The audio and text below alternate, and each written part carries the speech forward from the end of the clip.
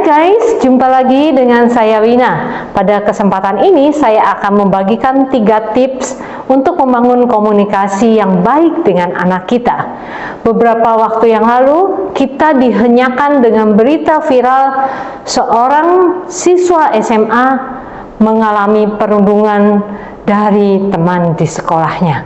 Bahkan bukan hanya satu teman, tapi adalah kelompok dan geng.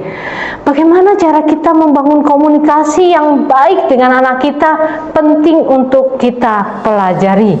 Mengapa? Agar kondisi-kondisi seperti yang kita lihat saat ini di sekitar kita bisa menurun, bahkan bisa berkurang signifikan. Penting sekali kita menjalin komunikasi yang baik dengan anak kita, bukan berdasarkan usia saja, bahwa dia masih kecil, kita penting menuntun mereka. Pada kesempatan ini saya akan mengupas 3 tips yang sangat menarik untuk kita lakukan bersama-sama.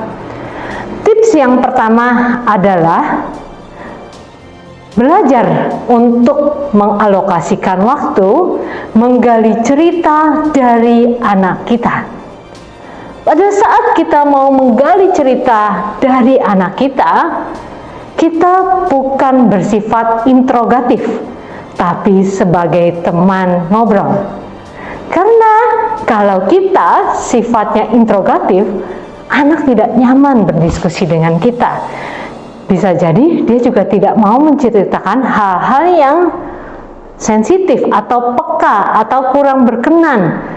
Jadi kita tidak bisa mendapatkan poin yang berarti dari diskusi atau dari cerita yang anak kita sampaikan. Kesibukan membuat seseorang atau orang tua lupa mengalokasikan waktu untuk mendengarkan dan menggali cerita anak.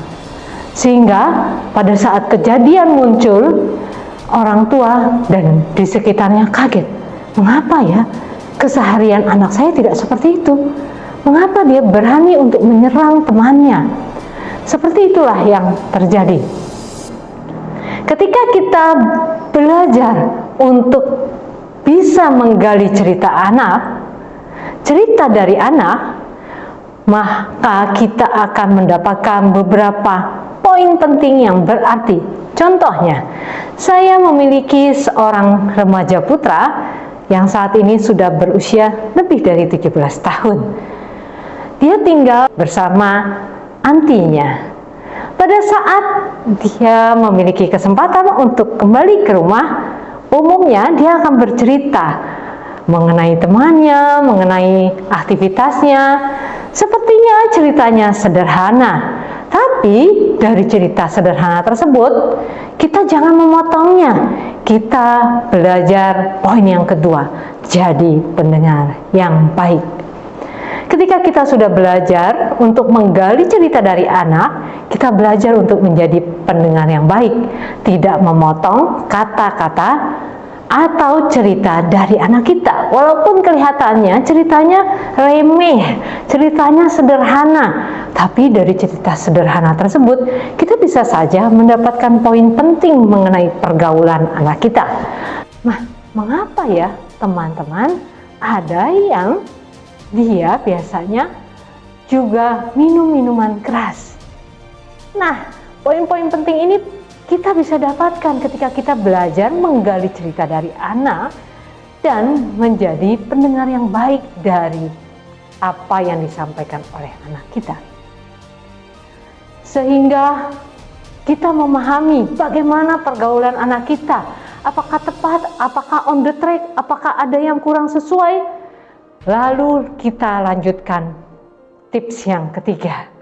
Berikan saran yang membangun untuk anak kita.